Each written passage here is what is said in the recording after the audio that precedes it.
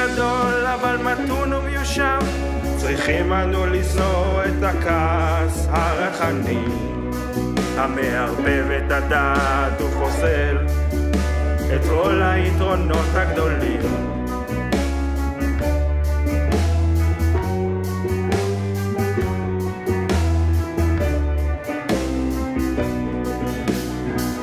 יש כעס גדול, יש כעס קדוש, איך כעס קדוש, איזה כעס קדוש. יש כעס גדול, יש כעס קדוש, איך כעס קדוש, איזה כעס קדוש.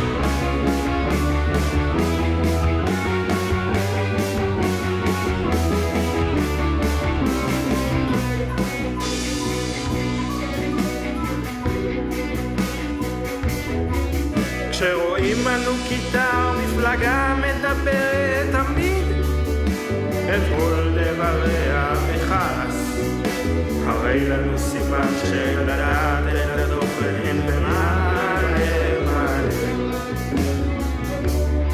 את הרגענות.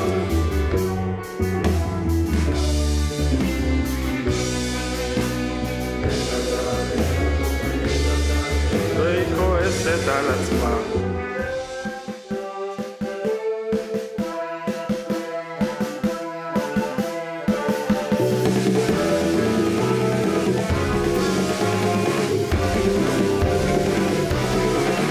אז עלה השטן מן הכפר ולקח איתו את אבי ואת נבי וחזר, ולקח איתם את שמוליק והופיע שוב מחר,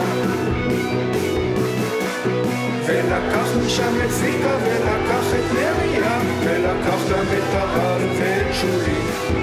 הוא רצח, הוא לקח, הוא רצח, הוא עוד רוצח, עוד רוצח, עוד לוקח.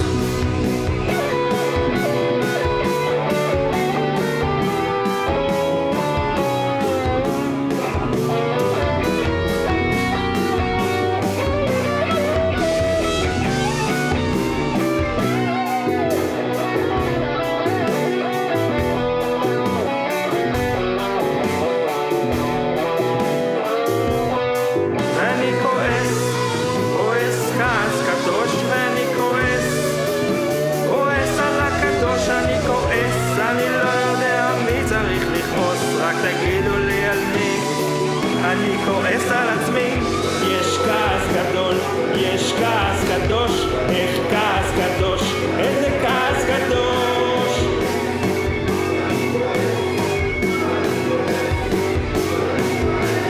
איך זה שבכל כאב קיימת גם תשובה, כעס בא תמיד מצד חסרון היצירה. המשבר הזה עוד הקליפה שוברת המחיצות ומסיר את